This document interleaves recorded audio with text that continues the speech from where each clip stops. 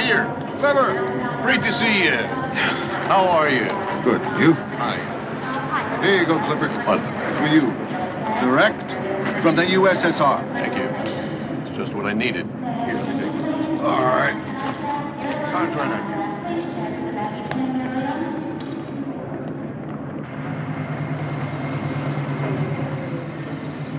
Oh, you know, the usual round of talks. Ellen stayed in a hotel most of the time. We weren't allowed to sightsee much. Well, didn't you have any fun at all? Oh, yes. He gave all the Russian committeemen subscriptions to the Wall Street Journal. He will do anything for a laugh. Welcome home! Hello. Oh, see you both. Too. How you been? Good. How Добрый день! Hi. Yay! Mwah. Как дела? What is this hat? A woman. For you? Oh. How do you like my Russian?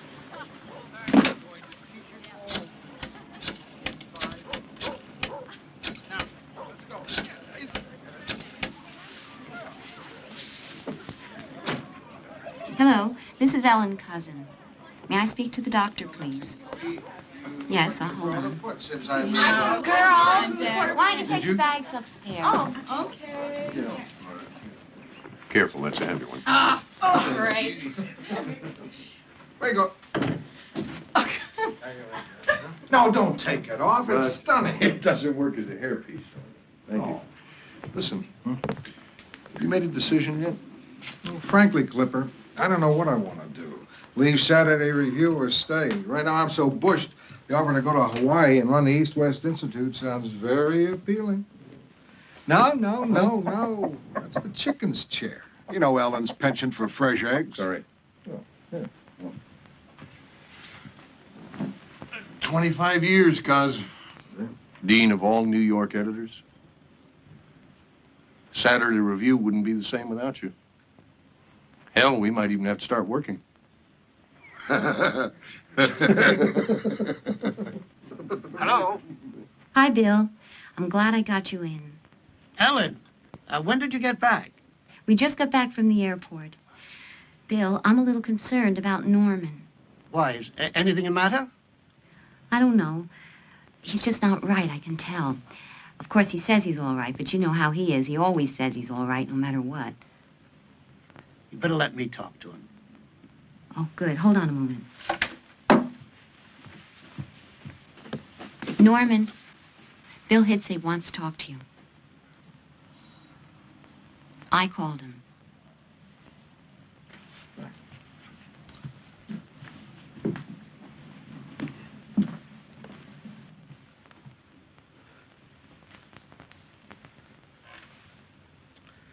Hi, Bill. Norman, Ellen tells me you're not feeling well. It's just about gone, whatever it was. Too much borscht, if you ask me. Maybe so, but I still should take a look at you. Bill, I really don't see any reason to come in. I'm all right. You know what I need? A good night's sleep, that's all. That may be, but I'm still going to take a look at you. All right. I'll call your office tomorrow and set up an appointment. That'll be fine.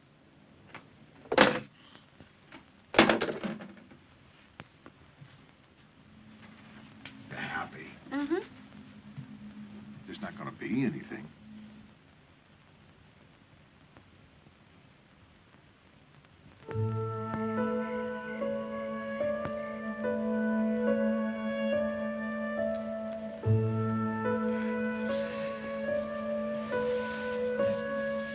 What is it?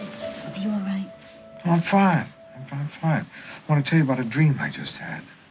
What? Jimmy Wong of the China Trade Commission came to me and told me his oldest son tried to date Lamont White's daughter. But she wouldn't go out with him. So Jimmy Wong's second son tried to date her. She wouldn't go out with him either.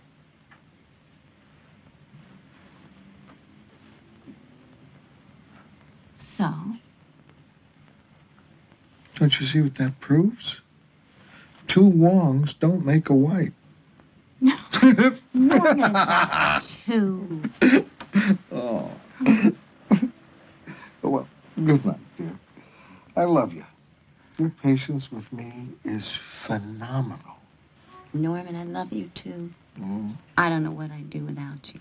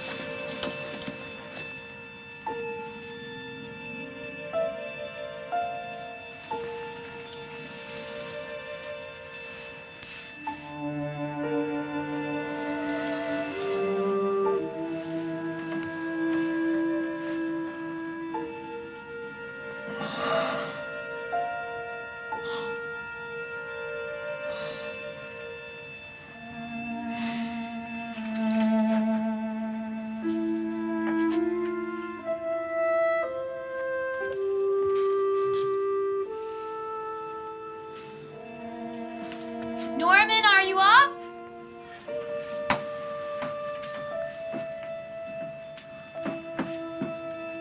Breakfast is almost ready. I'll be down in a few minutes.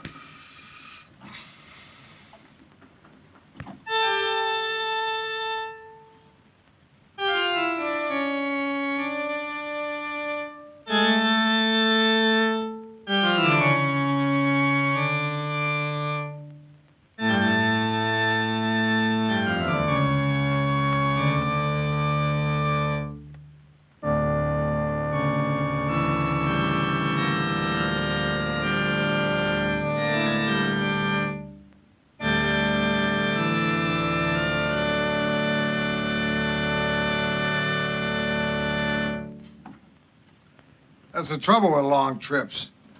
You can't practice. You get rusty.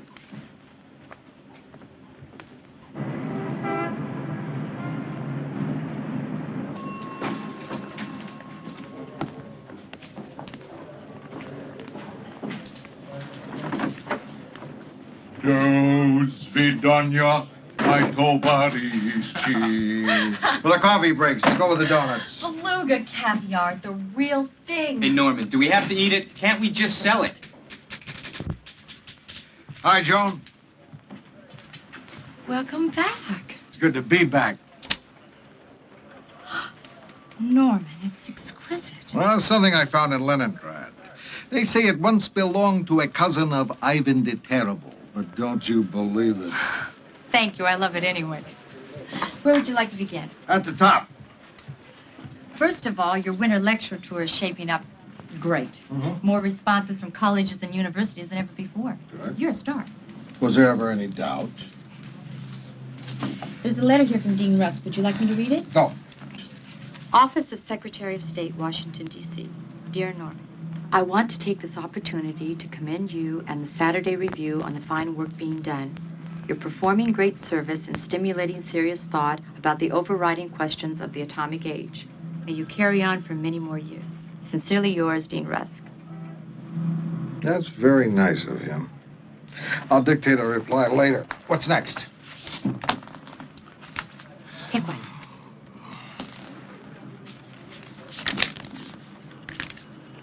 Not bad.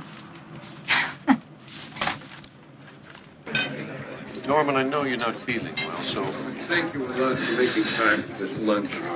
No, honest to God, I appreciate your help. It's been on my mind since before you left. 65th, a briefcase, please. I mean, I'm not anti-science, but damn it, something has to be done to set the standards for experimenting on live animals, and I don't see that being approached. Thanks, pleasure. Good. Sorry. I'm with you, Clipper, whatever you say. Well, the point is that these corporations have a completely free hand to experiment.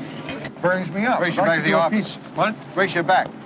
Well, I'm gonna beat you. You know I will. You haven't yet. Norman, because I let you win because you're the editor. Yeah. Okay.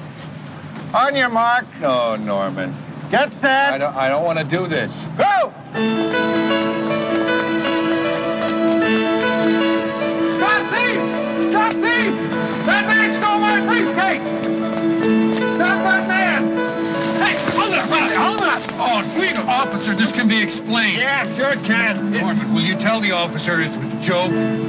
Norman, will you tell the officer this is... The name is Bob Buster, and this is my briefcase. I can prove it because I put $5 right under this pocket. See? See? Officer, this man is joking. I'm telling you, this is a setup. This man's my boss. He is an incorrigible spoofer. Oh, cuz I'll get you for this. Rotten thief. See, this is a setup.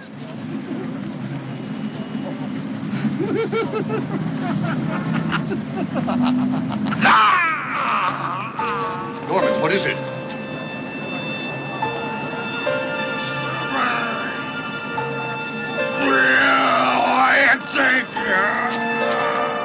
Taxi! Taxi!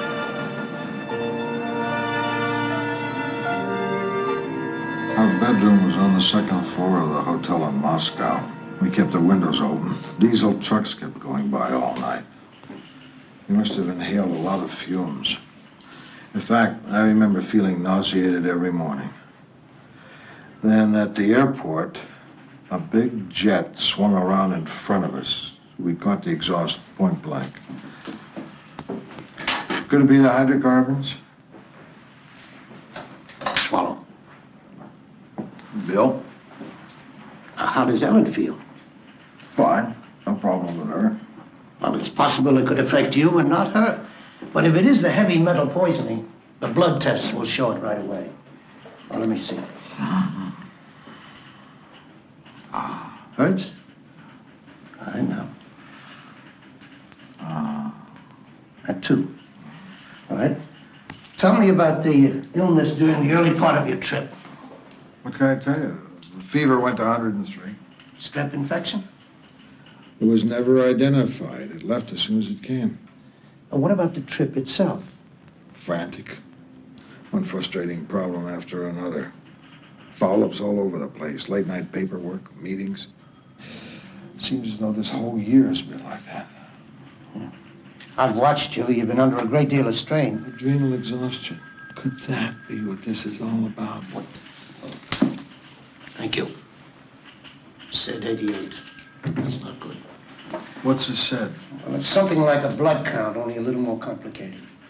I'm going to put you into Mount Sinai. I want a complete workup on you.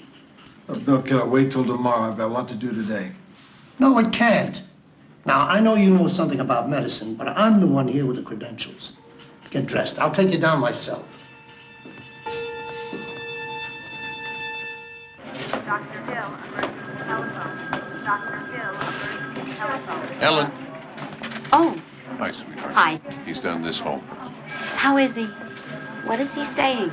Well, you know your husband. He will give you several thousand words on the state of the world. He will rage about the human condition, but just try to get him to say anything about his own.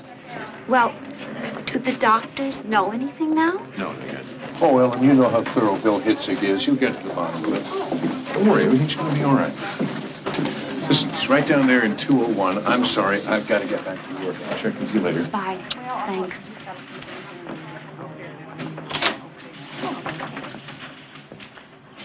False alarm. Was the cabbage borscht after all? It was the stroganoff. I'll be out in no time. God, Cleveland was so worried I didn't know what to think. Oh! Doctor! Doctor!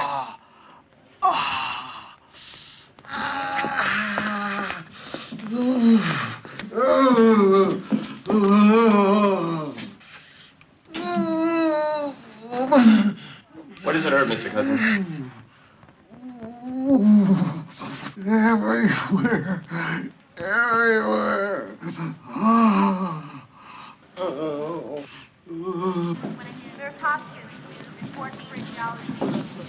I want you to keep a close check on Cousins. Perhaps we could... Doctor? Set rate's still going up, 102. Thank you. Thank you very much. You're welcome, sir.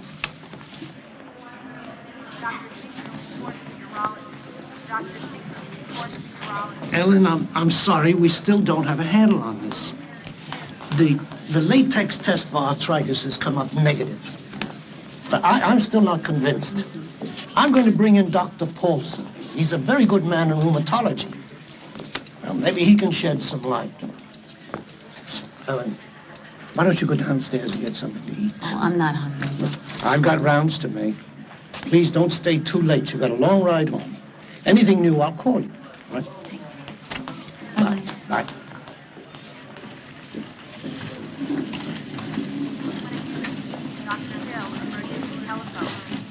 Is that for Mr. Cousins? Yes, ma'am. White bread and boiled out vegetables? It's standard. All the patients get it. Well, not my husband.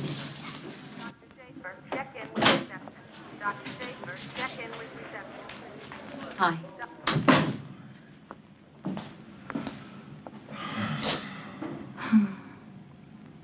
Norman, we're going to have to decide what we should say about this. The UN already called about that reception. Say nothing. I don't want people coming down seeing me here. Norman, illness isn't anything to be embarrassed about. It's a private matter, and I'm going to keep it that way.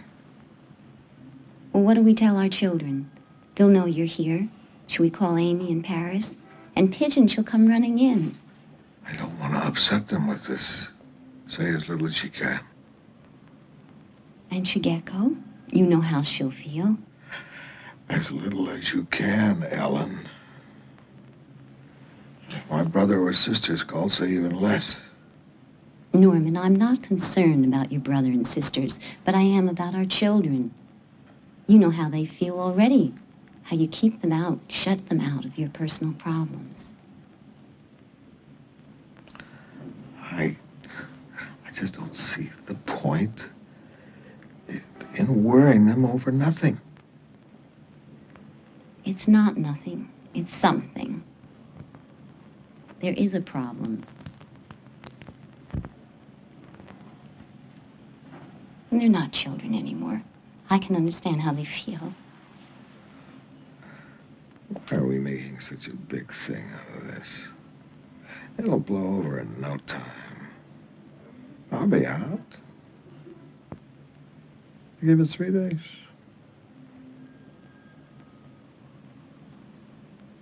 Well, what about 2 days? Make it 1. All right, I'll check you out in half an hour, okay? There. That's better.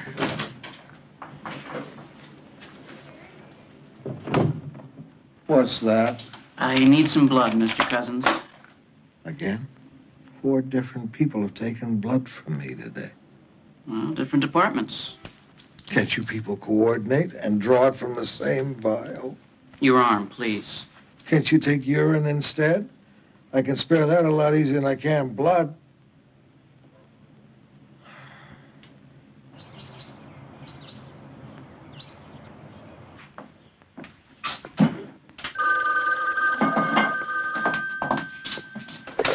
Hello? Just a minute, please. Mom! It's Dr. Hitzig. She'll be right here.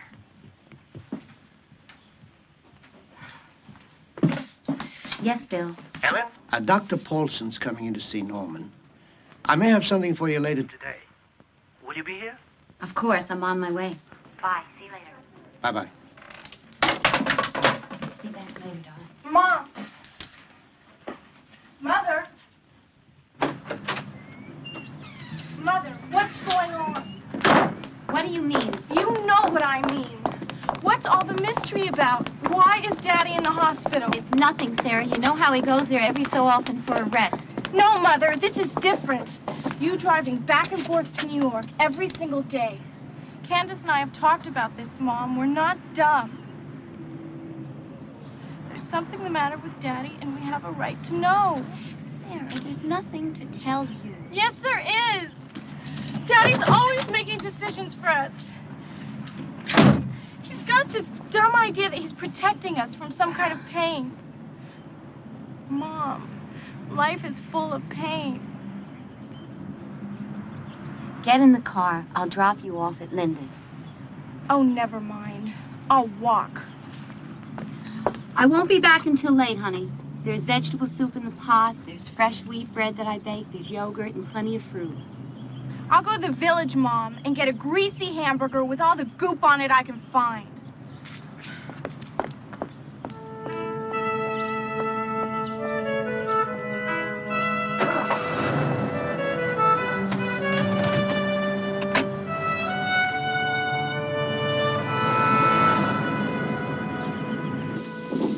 Discuss the elements of the case. Sure.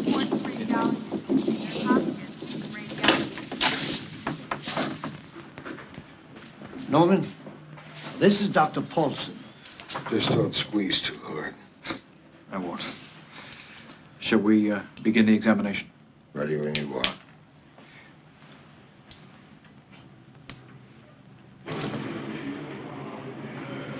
Dr. Silver, telephone. Dr. Silver, telephone.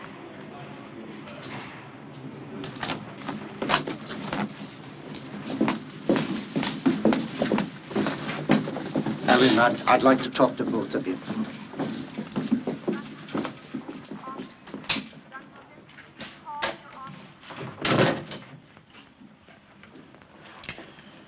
Well, here's the situation to this point. We seem to have a variety of opinions. Post-infectious strep polyarticular rheumatism, post-infectious fasciitis, collagen disease of some sort, an allergic vasculitis, a polyarteritis, incipient scleroderma, or possibly an atypical rheumatic fever. I see. Multiple choice. Can I pick the one I want? Please, Bill, what does he have? Yes, damn it. What have I got? When do I get better? Frankly, Norman, I don't know. I don't know the answer to either one of those questions.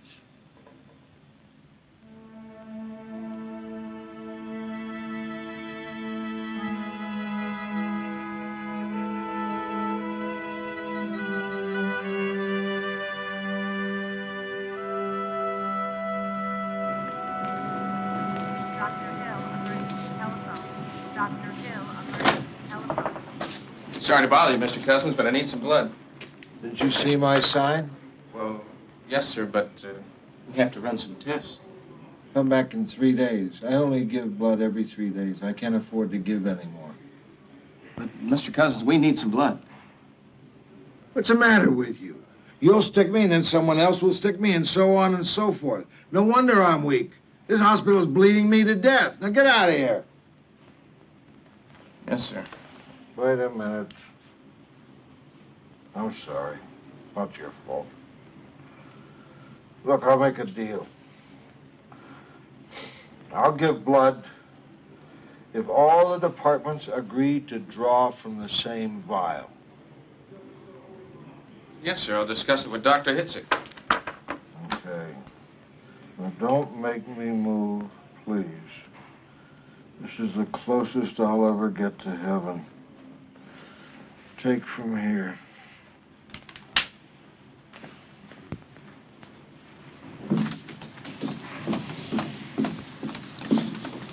Hi. Hi. How are you? All right. What have you got there? Vitamins, minerals, enzymes. Oh, honey, I can't eat all that. You won't have to. Where are you going now? I'll be right back. You just got here. I'll be back. Hi. I'm passing out fresh vegetables. Carrots. Bananas. They're good for you. They'll make you get better faster. That's what you should be eating around here. I think you better check out 203. Oh, really?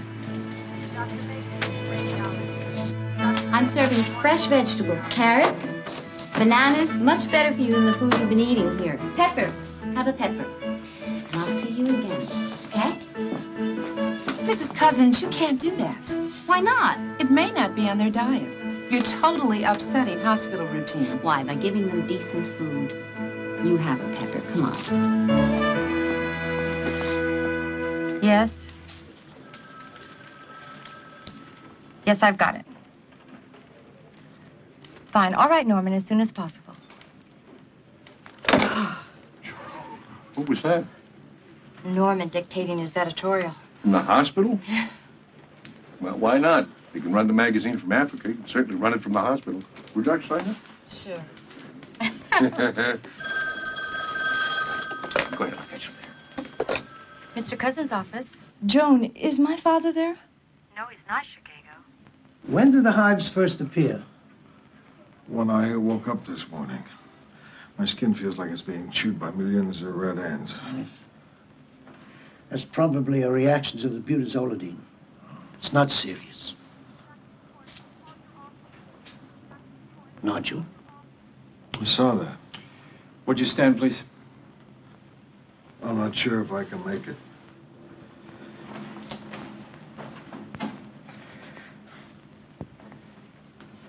All right. We'll increase the codeine. That'll ease the pain. Mr. Cousins, in my opinion, based on my examinations, you are suffering from some form of paralysis which is progressive. And I think you should prepare yourself for a long-lasting disability.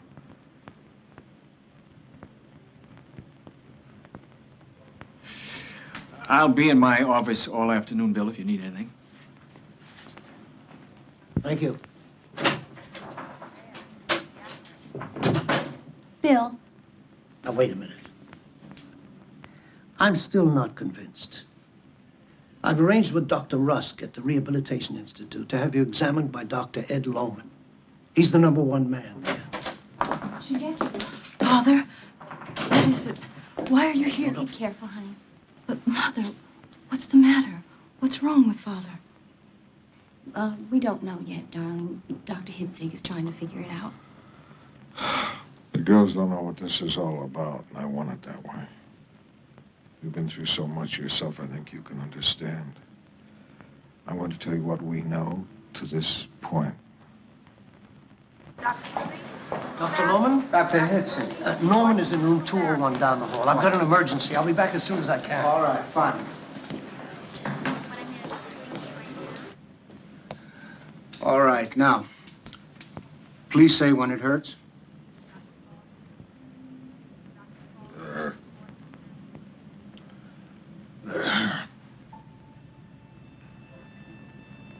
There. There!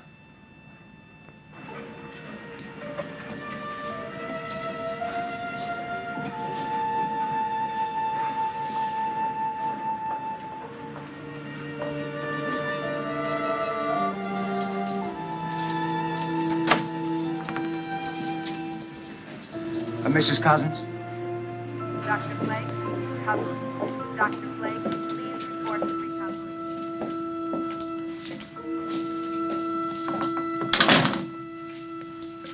Dr. Hitzig is on his way. Shall we wait for him? Now, let's hear what you have to say. Doctor, do you have a diagnosis? I do, Mrs. Cousins. I'm sorry, but in my opinion, it's a clear-cut classical case of ankylosing spondylitis. Please let me hear it in English, Doctor. Ankylosing spondylitis. It's a degenerative bone disease. It just keeps getting worse and worse. I'm afraid there's no cure.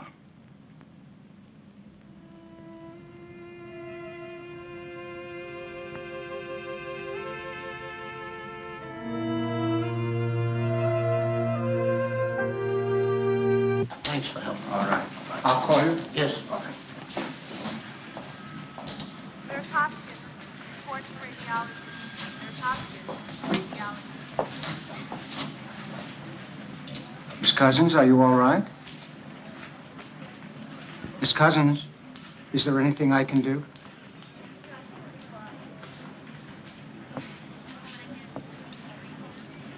I was 12 years old. I was on my way to school when the atom bomb exploded over Hiroshima. I raised my hand to shield my eyes. My hand was useless after that. It was Father's idea to bring the Hiroshima maidens to the United States to help them with surgery. Many other people in this country, experts, said that it was a bad idea, that the girls would not like it here, that they could not eat the food, that they would hate the Americans who had done them the harm. Father fought against those people hard. They were wrong. The Hiroshima maidens learned to love the Americans who took them in and helped them. If Father had not adopted me so I could stay in this country, I would not be as I am now. I would not learn to be a nurse and support myself. We must not lose him, Doctor. He's a very special person. Dr. Rubinsky, office. Dr. Rubinsky.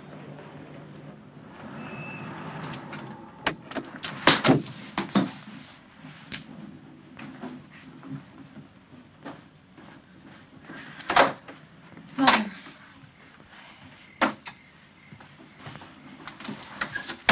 Mother, for God's sake, what's going on?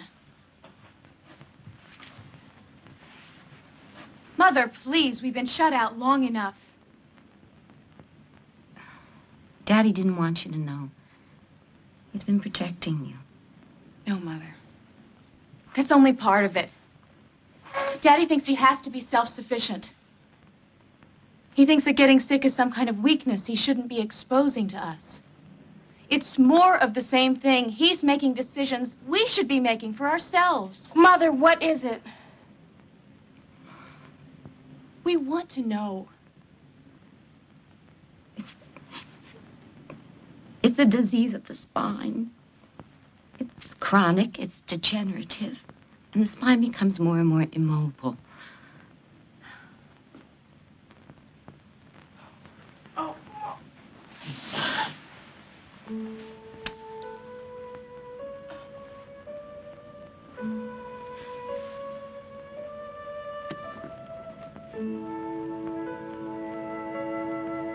Dr. Albert Schweitzer, Lamborine, Belgian Congo, Africa. Dear Albert, thank you for your letter and for your concern over my illness. It has been diagnosed as ankylosing spondylitis. It's a degenerative illness of the spine, which I'm afraid is quite serious. I remember you writing about your midlife illness, how it completed your education. You said you joined the fellowship of those marked with pain, that ever after you would understand those who are ill and could better help them. By strange coincidence, I met someone with the same disease as mine. The spine would be frozen, he said. You had to decide to spend the rest of your life sitting up or lying down.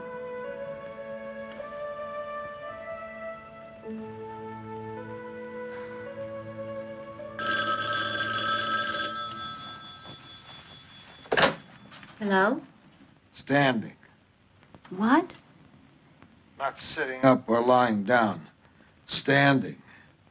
I'm going to lick it. I don't care what anyone says. Norman? What is illness anyway? A laundry list of problems to solve. A war. The other side establishes a beachhead. Your side fights back. Whatever it throws at me, I'm gonna throw right back. Norman, would you please calm down? I am calm. I'm positively passive. Now, I know you're sitting up worrying. Stop it. Go to sleep. It's late. Good night, darling. Bye.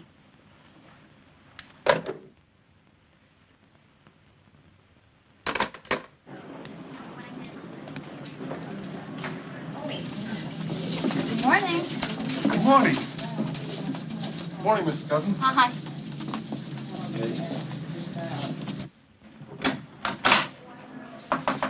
Hi. Ah, a picnic. Right. How do you feel? Great. Everything hurts. Let's get rid of some of the garbage. Ah.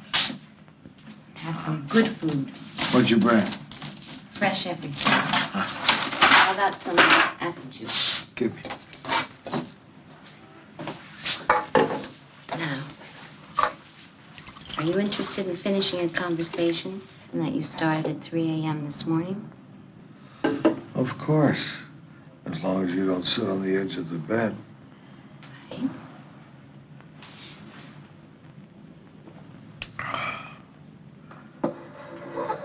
Point 1. No panic.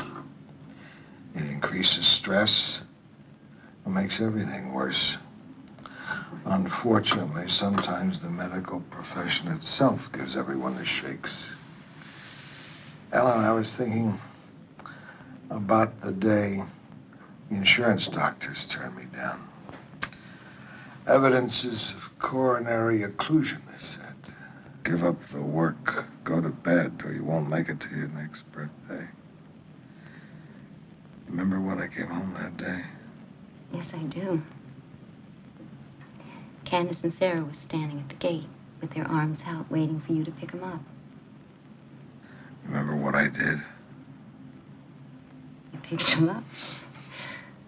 And you threw them in the air.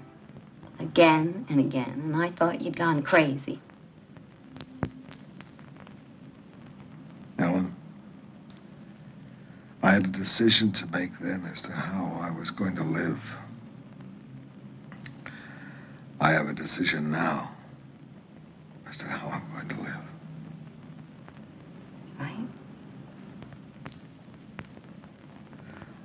I'm going to keep throwing the girls in the air. Right. Please, call the office. Get the research library. I want to get to know all about this disease. I want to lick it.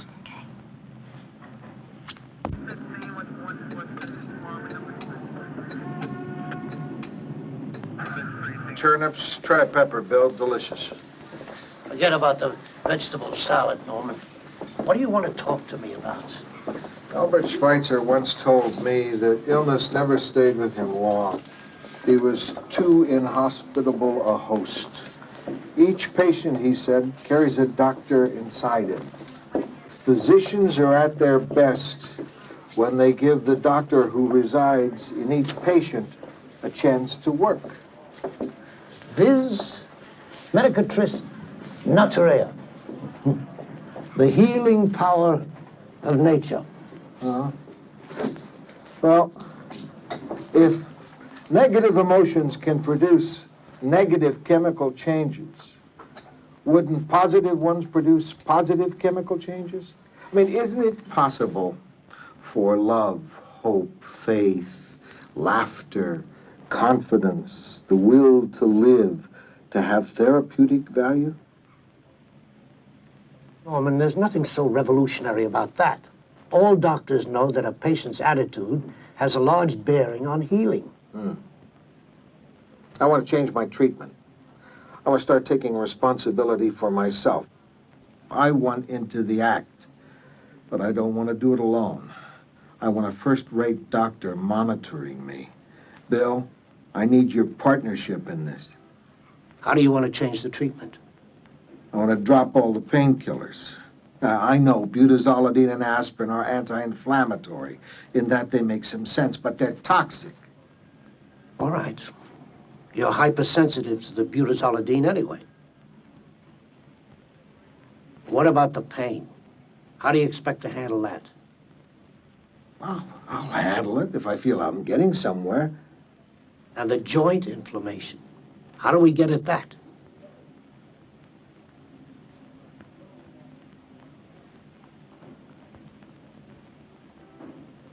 Vitamin C. Norman? Now, wait a minute. Before you dismiss it out of hand, vitamin C helps oxygenate the blood. There's the study. Ascorbic acid has been shown to be useful against a number of illnesses. Isn't it possible that it could also be useful against inflammation? All right. Primum non nocere. Above all, do no harm. A modest amount of vitamin C can't hurt. No, I don't want a modest amount. I want massive doses. And I don't want it as an intramuscular injection. I believe it'll be most effective put directly into the bloodstream. No. It would be too painful. Let alone what would happen to your veins. Too much C can affect the kidneys. I'm in agony now. I feel like I'm being slammed against a cement wall. I don't have time to worry about my kidneys now. You can keep an eye on them as we go along. Besides, the body has its own wisdom. Too much C, and then it'll be excreted. Norman, I don't want to argue with you. Argue with me. Norman, please. No, let's argue it out. This is important to me. Intravenous injections of vitamin C are too far removed from standard medical practice. Bill, you and Norman have been friends for years. He knows so much about medicine because you took him on rounds. You taught him. Yes, well, that's the trouble. He knows something about medicine, but not enough. Now, listen to me. Intravenous injections of vitamin C has never been tried before. Then it's time it was tried. I have no idea of what will happen. If anything happens, you'll be right there to stop it.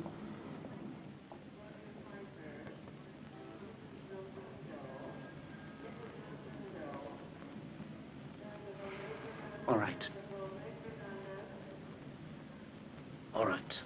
But that's the condition. I say stop, we stop. No arguments, none whatsoever. Agreed. Vitamin C. You're the one who started him on it in the first place, aren't you? Oh, me? Yes, you.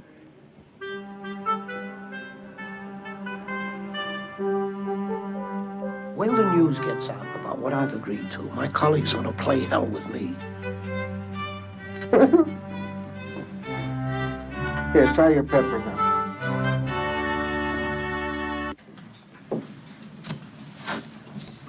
Ready, Doc? Thank you. The sooner we start, the sooner we'll know.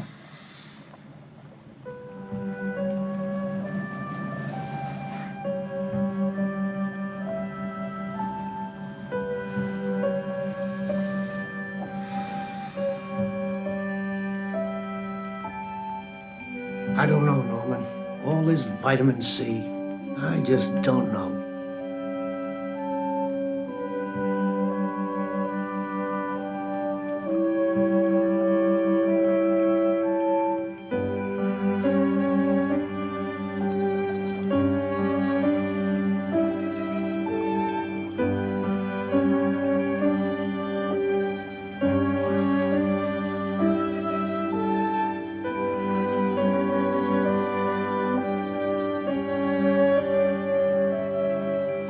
That's it.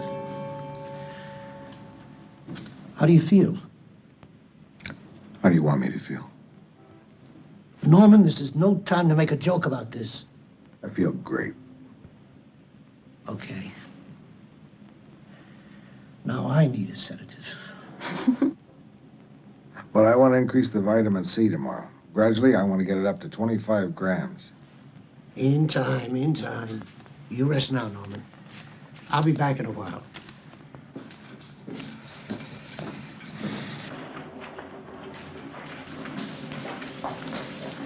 Mr. Cousins' room, please. 201. Thank you.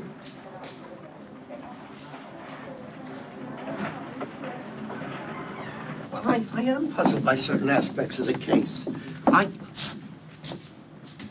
Excuse me, George. I'll see you later, Phil.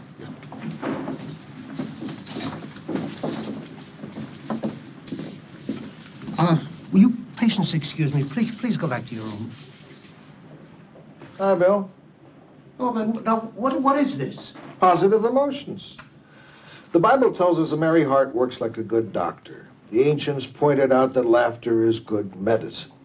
And Sydenham himself, whoever he was, clinched it. The arrival of a good clown, he said, will be better for the town's health than 20 asses laden with drugs. No offense, Bill. I'm going to run some old Marx Brothers movies. Okay, Norman, I'm set. Roll it.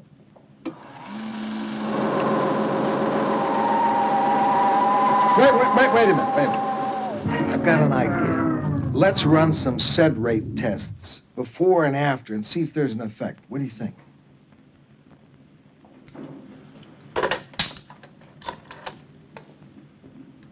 Lad, will you send someone to 201 to draw blood? Thank you.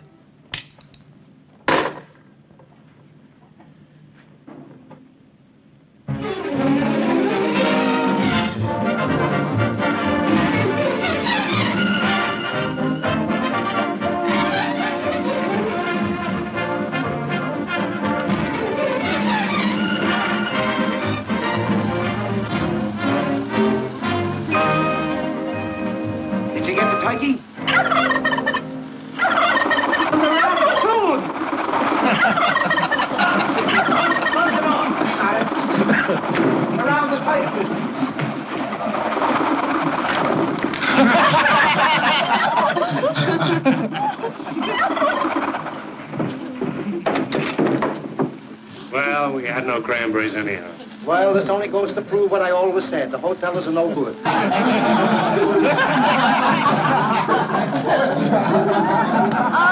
everybody, we have to keep this corridor clear. Lord. Come on, everybody, go back to your room. Can't get it out of the wall. Come on. Come on, Baker, give us a hand.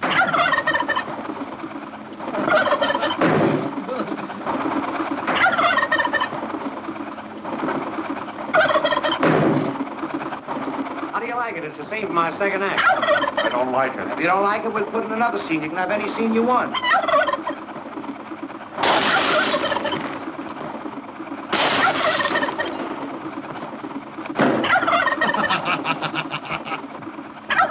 Well, what are you going to do now? Don't ask me. That's the doctor. Say, maybe he can put me in for tonight. At the Metropole? You wouldn't want to stop there, boss. That's the worst blockhouse on 8th Avenue.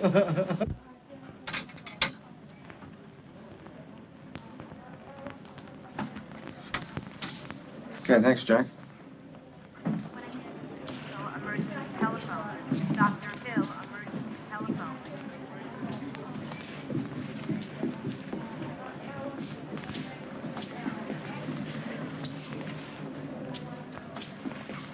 Doctor? Thank you.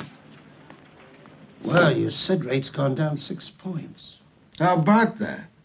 Tomorrow it's Abbott and Costello. Oh, there's nothing to cheer about yet, Norman. A swing of a few points is meaningless. Oh, I know, but I sure feel good. I think I can sleep now. Bill, would you do me a big favor? Yes. Would you crank down my bed and put up a don't disturb sign? All right. Thanks. Oh, much better. But I just don't see how he can keep up with those jokes of his. Well, Clipper, that's been his life. He and his mother were always tricking each other. She used to put marbles in his bed, but she'd warm them first to take off the chill. I guess that's what they call being a Jewish mother. Well, that smells good. What is that? Bean curd soup with matzo meal dumplings. Matzo miso. We call it Japanese cooking.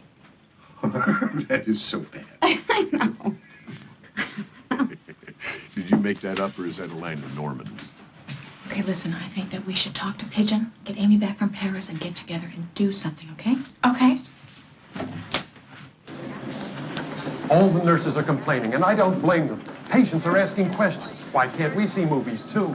Bill, this is a hospital, not a fun house. He plays those comic routines. He starts belly laughing. Patients gather outside the door. We need crowd control just to get down the corridor. Now, you've got to do something about it, and right now. All right.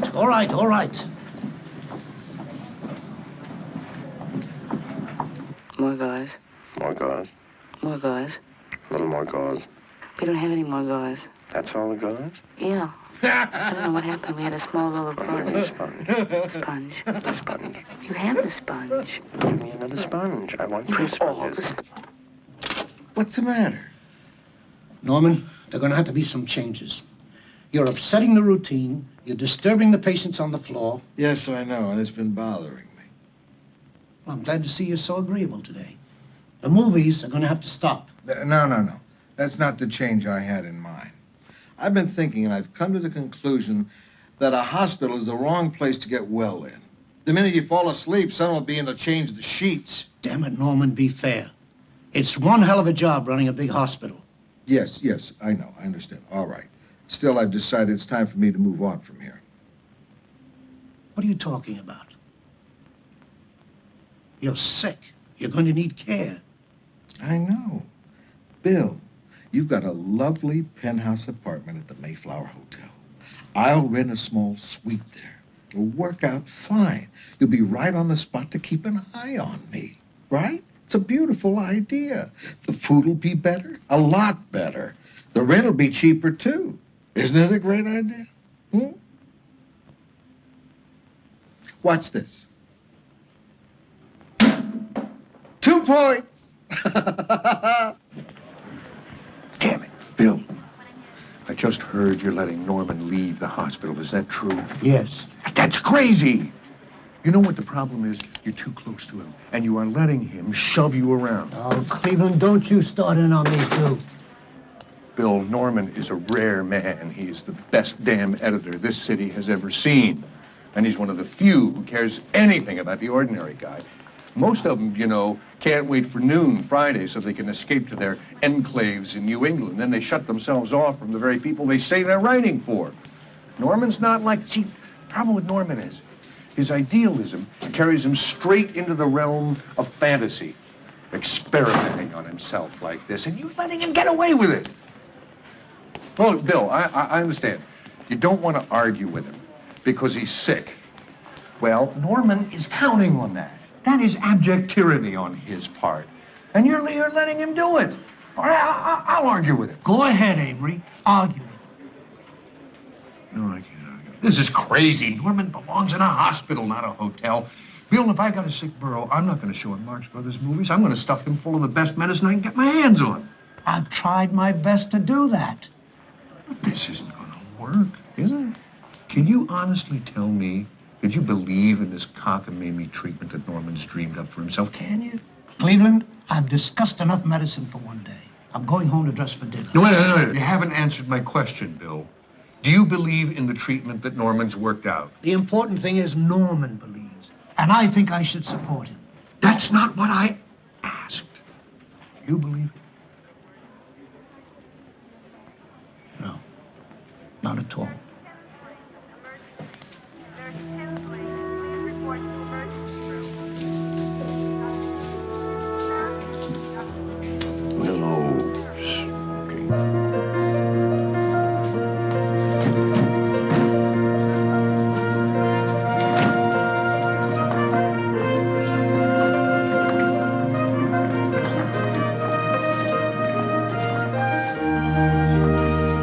Welcome to the Mayflower, Mr. Cousins. Thank you. The nurse is already in the room.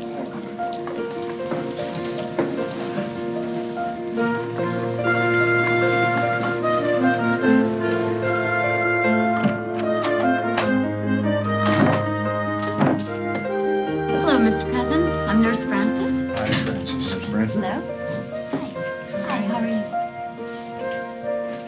This is very nice, isn't it, Cleveland? Yeah, it's going to be great. Norman, if the news gets out, you're going to empty all the hospitals and fill up all the hotels. Norman, I think I'm going to like this. It beats the hospital. Everything's coming up roses.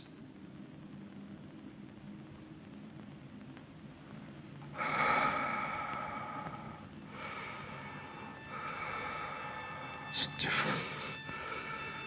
I haven't had this before. I think it's a cramp. That's all it is. It'll pass.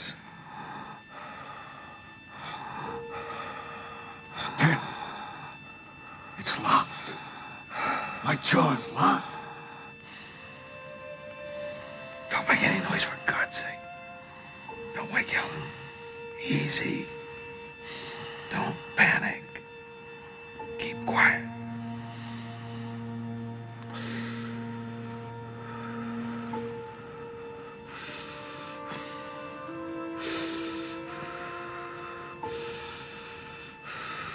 Water.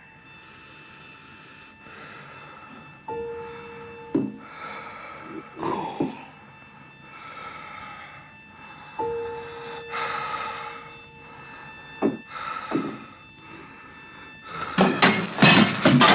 Norman? Norman! What is it? What is it? Oh, my goodness. No. No. No, Colville. Norman, please. No. They just put me right back in the hospital. Wait till morning, then we'll see how it is. In the morning. But, darling. No. Oh, please.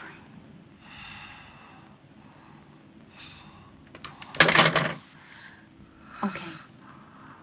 I'll be right back.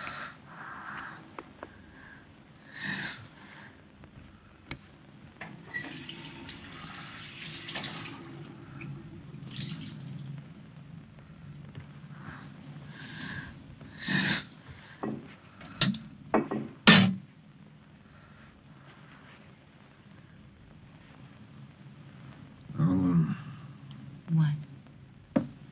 it's a lonely business, this being sick. Not with me around.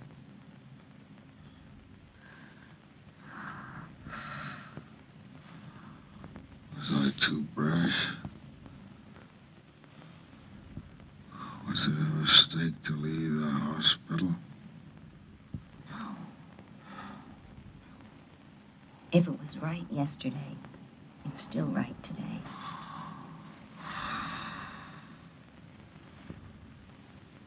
I can still do it. What? Throw back whatever he throws at me.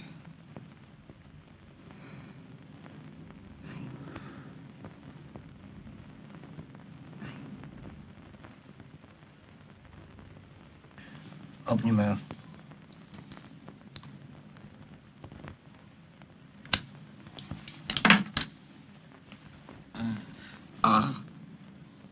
You have anything new to tell me? Now, don't kid me, Norman. It's in the jaw now, isn't it? Now, you listen to me, both of you. If you want my cooperation in this, if you want me to be a partner, I simply will not put up with your keeping anything from me. You can hide whatever you want from anyone else, but not from me. Is that clear? I'm sorry, Bella. Of course you're right. Now, you can keep on laughing your head off, and I'll keep on with the vitamin C. But you're going on round-the-clock nurses, and no argument it's called for. And one thing more. If this shows signs it's getting worse, you're going right back into Mount Sinai.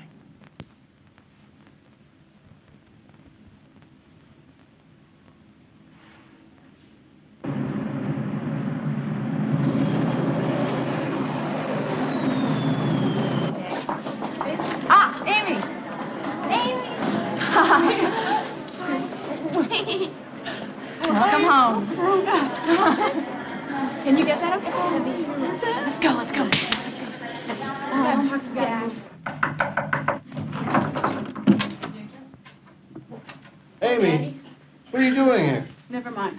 want to talk to you. What? Let's bring him over. Mr. Cousins. Oh, no, it's all right, Francis. These are my daughters. Yeah. Does your mother know you? No, Daddy. Mother doesn't know we're here. She doesn't even know Amy's back. Daddy, Hmm? do you remember what you wrote in the Saturday Review credo? What? Why, I wrote a lot of things. I wrote that the magazine is by natural right the property of the readers. That a writer must believe in what he writes. That cynicism is a waste of time. Daddy, your paragraph on feelings. That honest sentiments, honest passions, and honest indignations are among the highest expressions of conscience. That there is no need to feel shy or awkward or embarrassed in their presence. We're mad, Daddy. All of us.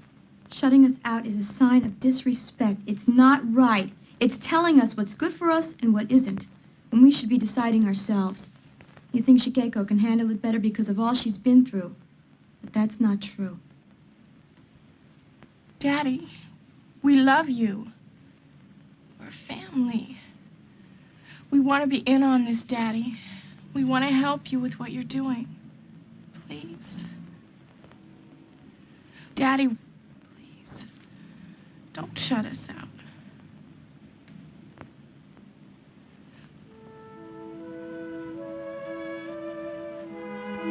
No. I know.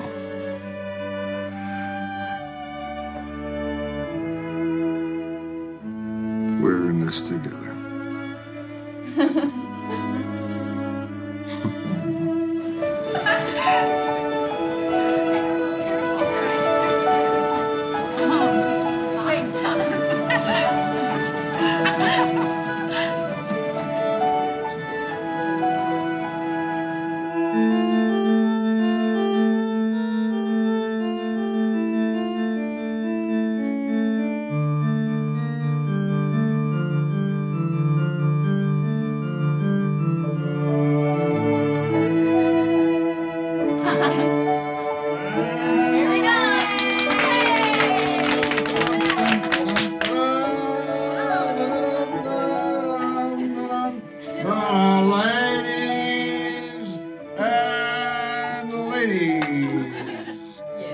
Presenting in the center ring, that eminent prestidigitator, Norman Cousins, tying his shoe.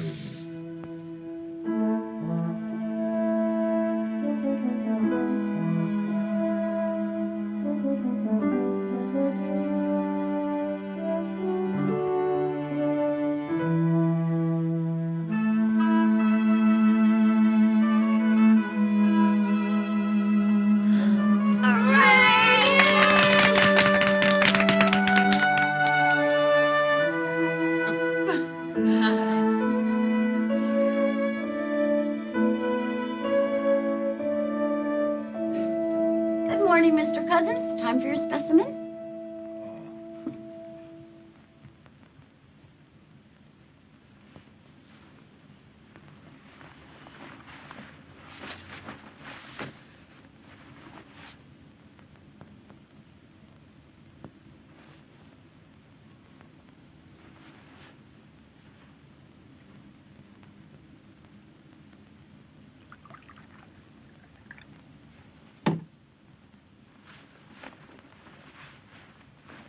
All right, Francis.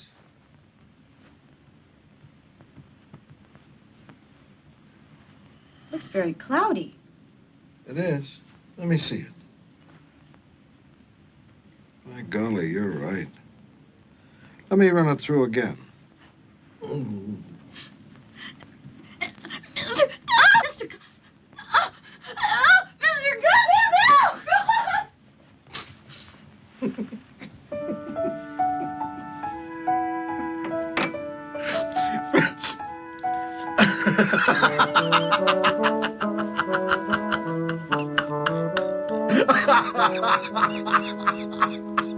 Now, please, it was just Norman playing one of his little jokes.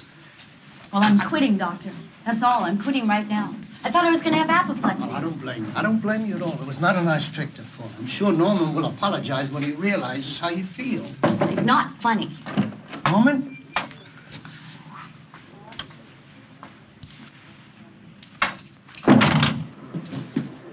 Doctor, we just can't have it. Now, we have many older people in the hotel. They need their rest. I understand. Can't Mr. Cousins play the organ more softly? I'll talk to him. Can't he laugh more softly also? I'll talk to him.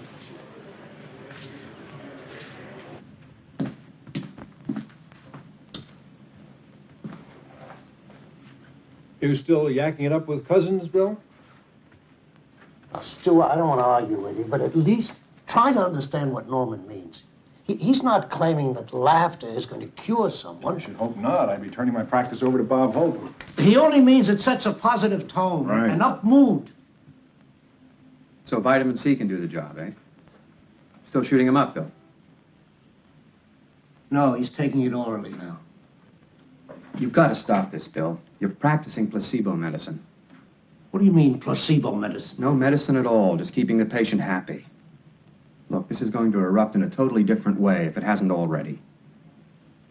Bill, you're a highly respected physician. Your reputation is impeccable, but you've become the laughingstock of the hospital. I don't like to see that just because you're a good and caring man. You've got to protect yourself. Disassociate yourself from Cousins' nonsense. Thank you, George, for your concern. But I've got to go by what I see. We're getting good results for the first time. Besides, sometimes placebo medicine works better than real medicine. Bill, I know it may not seem like it, but not all of us are laughing. Some of us are still willing to learn from our patients. Thank you.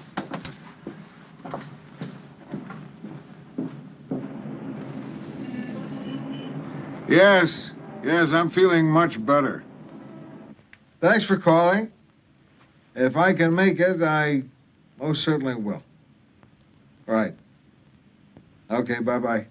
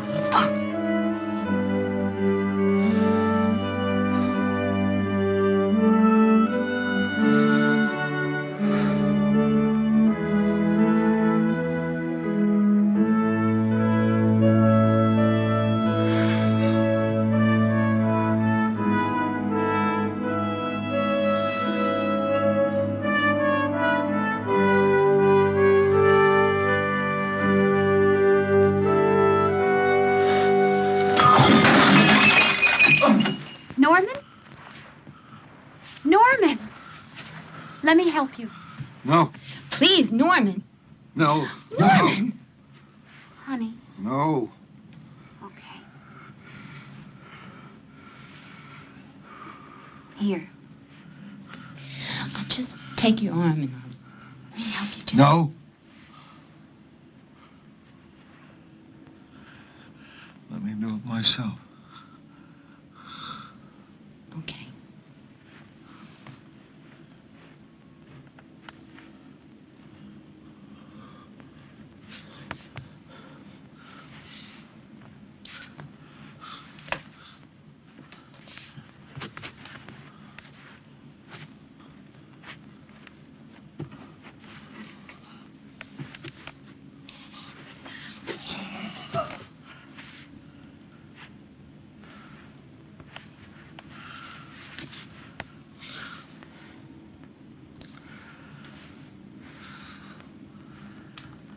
Now you can call Bill.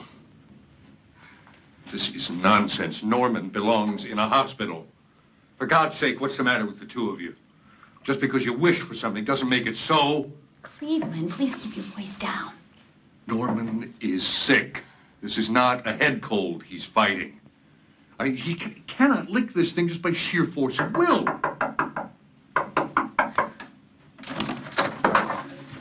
Mommy, what happened? How is he? Go on, go see him, Cal. Daddy. Don't sit on the bed.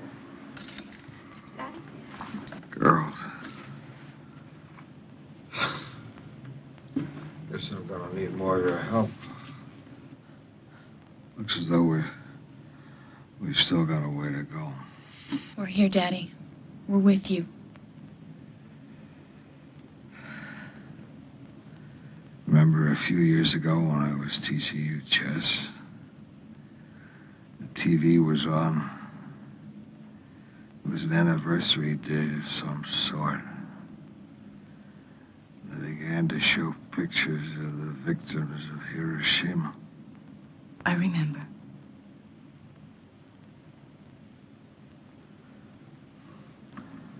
I worried about you seeing them. Wanted to turn the set off. Remember what you said? Yes. Tell me again. I said I could take it.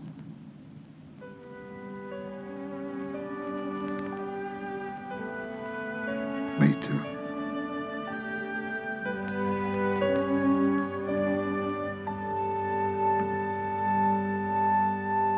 And Hideko Sumemura.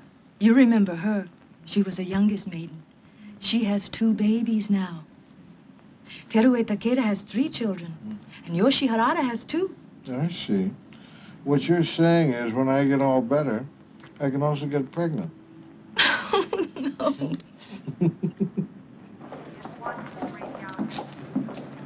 Dr. Schwartz, call your office. Well, how's he doing, Bill? Working a miracle, I suppose. Well, he's making very good progress. Frankly, I'm amazed. Really? Then it isn't ankylosing spondylitis. I see. If he gets better, he doesn't have it. If he doesn't get better, he does. Isn't that a hell of a way of arriving at a diagnosis? Well, mistakes have been known to be made. Don't argue with me, George, about what Norman has. Argue with the #1 man at Rusk's. He knows what Norman has.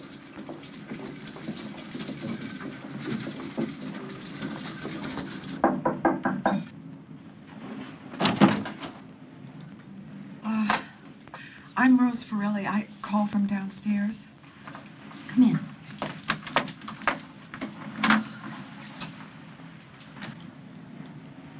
I'm Rose Farrelly, Mr. Cousins. I saw you several times at Mount Sinai. I don't think you noticed me. I'm sorry I did, Mrs. Frelly. Won't you sit down? Thank you. Would you like a cup of tea? No, thank you. My husband was at Mount Sinai the same time that you were there. He was staying just down the hall from you. We used to hear you laughing, and your wife brought us fresh vegetable. My husband is very ill, Mr. Cousins. He's very, very ill. say that there's no hope. They sent him home too. I'm sorry, Mrs. Furley. They say nothing can be done for him. I want him to go on the routine that you went on for yourself. I heard them talking about it at the hospital. I want you to explain it to me so that we can do it at home. Mrs. Furley, I'm not a doctor. It's not right for me to prescribe. I told you. They say nothing can be done. I can't let it go like that. Excuse me. He's a very good man. And we have a very nice family.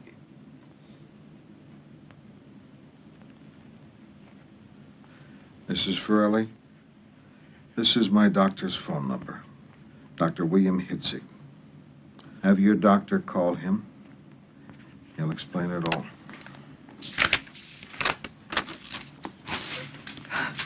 Thank you, Mr. Cousins. God bless you. Please, let me know what happens.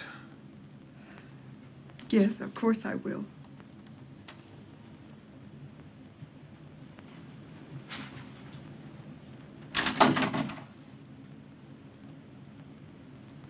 Hey, Seth? Yeah. Here it comes. Uh-huh. 2 for 2. How about that? All right, it's all right. You're hitting them. Burn it in. Burn it in. Come on. I dare you. Sure. Yeah. Good. All right, wait. Okay. Yeah. Here it comes.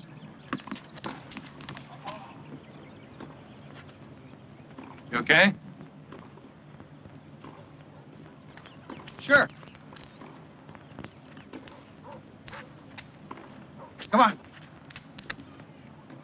Oh, last one. Yeah. Ah! Last one. There. Do that. There you go. Almost. How you feel? Great. Oh, that's what I call a workout. Go on, I'll buy you a nice tall drink. It's my coat. No, that won't work.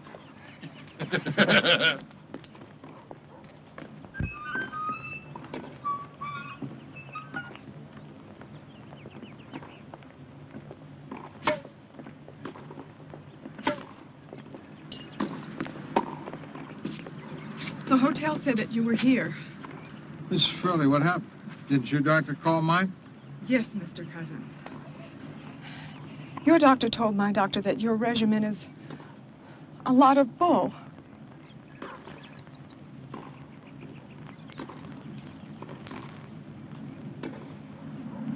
I thought you might want to know that. Mrs. Furley, I'll write down everything I'm doing and mail it to you. But listen, you've got to understand that I'm not saying that every illness can be overcome. And you shouldn't try without the help of a good doctor.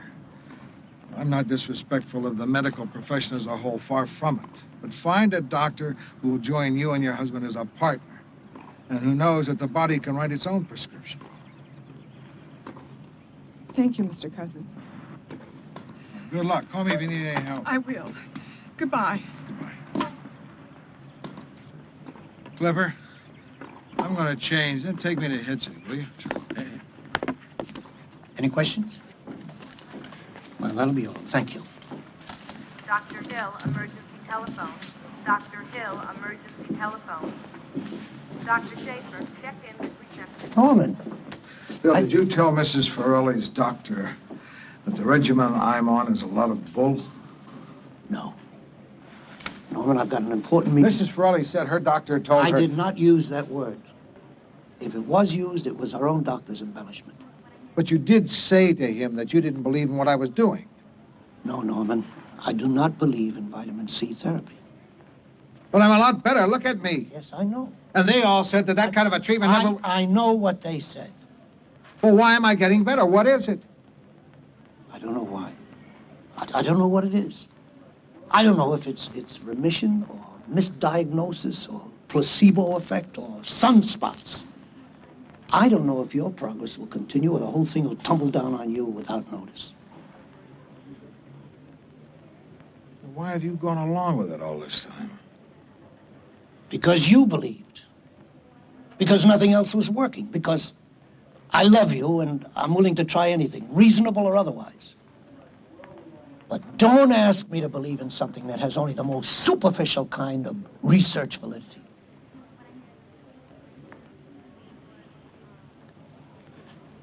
I'm a trained medical practitioner. I believe in a scientific method. I believe that, and only that, has allowed medicine to come out of the Dark Ages. I cannot and I will not go against it. And I will not prescribe for anyone a therapy I do not believe in, no matter how much good it seems to be doing you. I must have demonstrable proof. I must go slowly and carefully.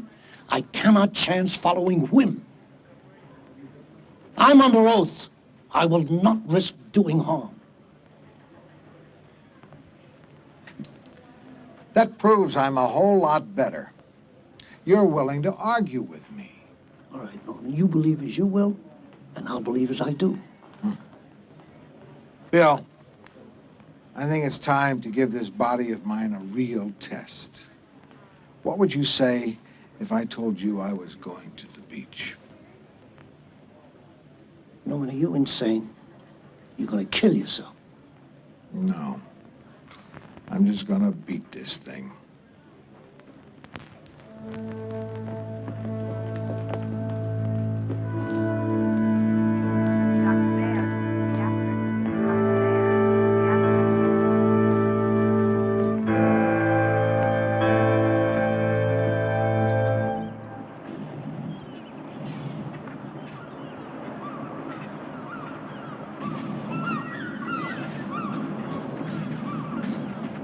Gorgeous day. Oh, will you take it easy? We're trying to help you. Yeah. Walk past us. You're doing fine. You're doing fine, Clipper. How are you doing? I'm doing fine, too. We're going to the beach. You guys ought to get in the water with me?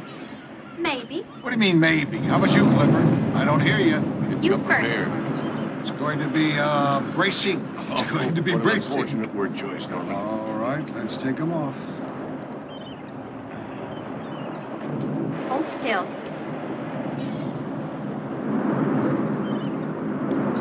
Norman, will you stand still? There. Will you lift your foot for me there? Thank you. Okay.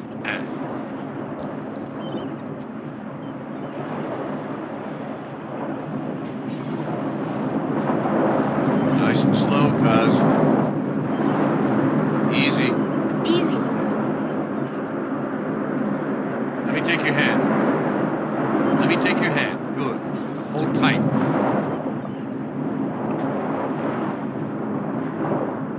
Be careful. No, hon. Okay. Slow. Careful of these rocks, cuz. Okay. Let me do it alone. No, Norm.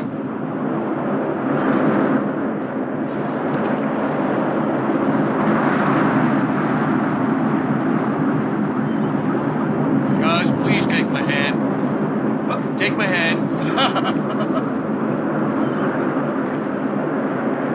Yeah, take it. I know.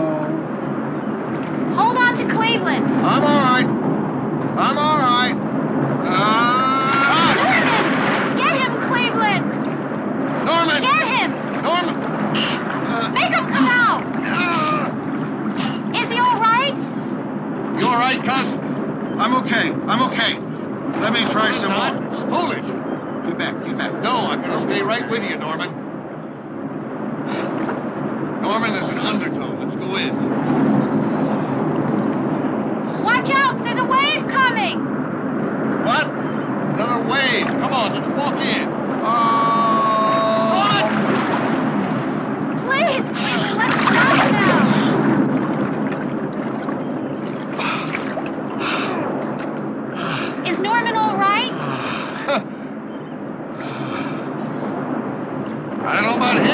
not too good.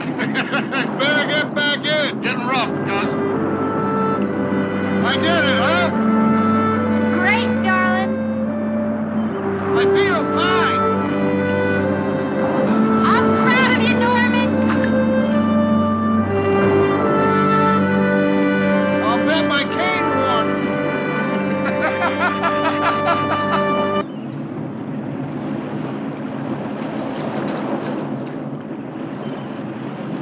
Hey, you okay? Huh? Are you okay?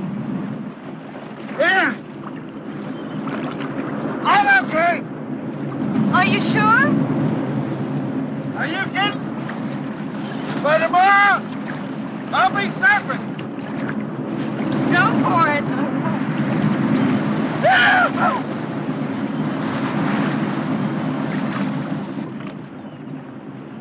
He's all right.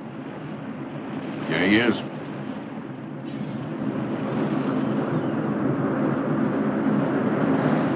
You know, when he was a boy, his family used to call him the professor. He had something to say about everything. And he also had a very strong mind of his own. Good thing, too.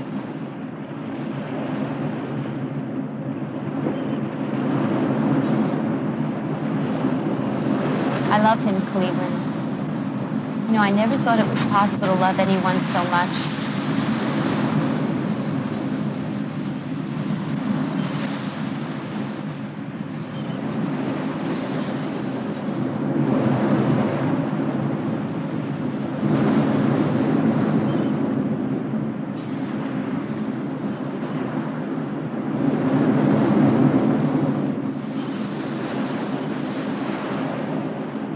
Yes, Bill, he's doing extremely well. What? Oh, I see. Yes, I'll tell him. Thanks for keeping in touch, darling. See you soon.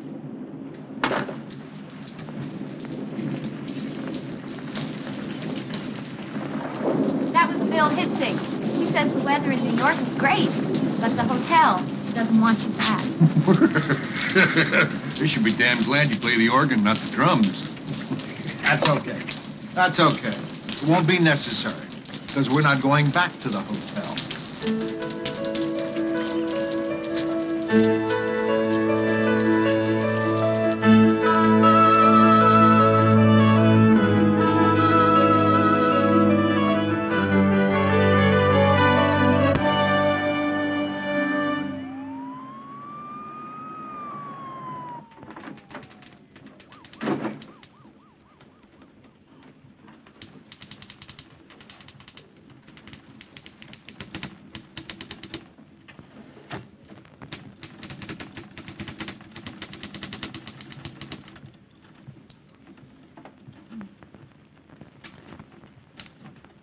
Excuse, please.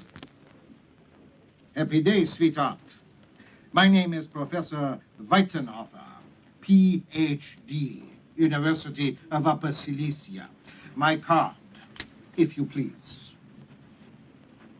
Yes, Professor, what could I do for you? Exactly. You see, sweetheart, I have geschrieben un paper on the Krippit Marshes. The Krippit Marshes by Professor Joseph Weizenhofer, Ph.D. The Krippit Marshes are wonderful marshes. They are big marshes. They are deep marshes. They are very wet marshes. Professor. They suck people in. What the hell's going on here, Joni? Oh, Mr. Norman Cousins. Mr. Norman Cousins, to be sure. Such pleasure, Professor Weizenhofer. Congratulations. I have chosen you to publish my paper on the Krippit Marsh. You see, the Krippit Marsh by... Professor, this is not Mr. Cousins. Nine? Then where is Mr. Cousins? That's what I've been trying to tell you. Mr. Cousins isn't here. No? So I wait. I go into his office. I sit and I wait. I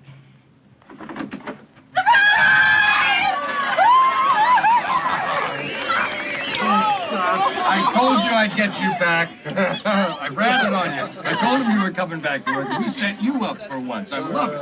And you let him. Right, I thought it was a wonderful idea, didn't we, girls? Yes. Bill. Okay, Clipper. I acknowledge defeat. All right, everybody. I just want to say for everybody here, because this place hasn't been the same without you around. And we're glad to have you back. Even as the old professor. Thank you, Clipper. Thank you, everybody. I'm very proud of all the things that we have done here through the years. I think you all know how much this place means to me.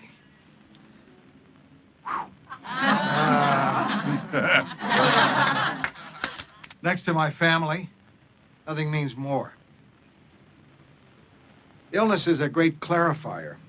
We get well, not simply to get well, but to do something. This is what I do. I edit the Saturday Review, and I plan to go right on doing it.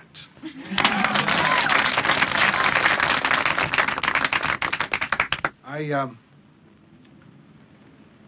learned a couple of other things from the illness. It brought about greater understanding between my daughters and myself, and it reaffirmed the value of a close family.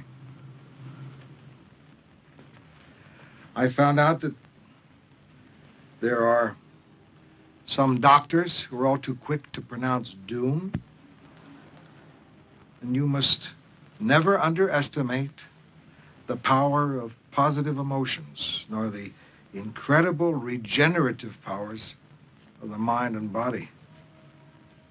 Now I want to say something about the one I consider to be the real hero in all that's taken place, Bill Hitzig.